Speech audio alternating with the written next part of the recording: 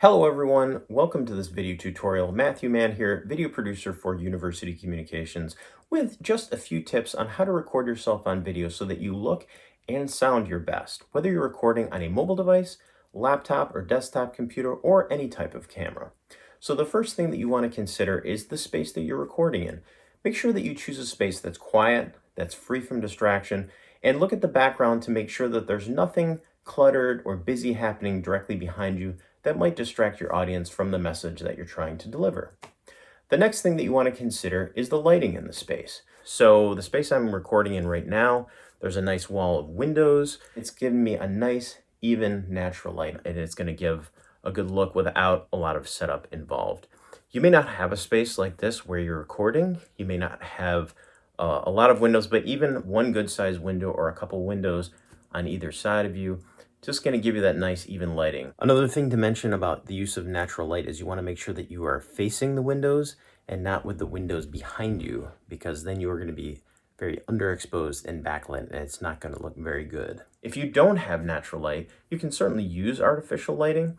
Try to use sources that are at about eye level. So a desk lamp is fine, a table lamp. Try to avoid using overhead lighting like the recessed lighting that we often have in offices or in homes. As you can see, it's not a very flattering type of lighting. It creates a lot of heavy shadows, especially around the eyes, so it's best to look for an alternative. You want to try to choose a space that probably is a little on the smaller side, and the reason why I say that is because for the acoustics, if you use a larger room, you're going to have a lot more sound bouncing around at a further distance and then coming back, creating reverb and echo. When you think about when you walk into a large hall or a church, it's very echoey, and it's because of the sound bouncing around in that large space. So try to choose a smaller room. This room actually is a little larger than I might recommend, but the thing that's working in here for me for audio quality is there are a lot of soft surfaces. So the upholstered furniture, the carpeting on the floor, draperies or fabric blinds can help absorb some of that sound, give you nice clean audio, and that's going to allow your audience to focus on your message. And that brings me to my final tip, which has to do with camera placement. So you want to sit about 2 to 3 feet from your device.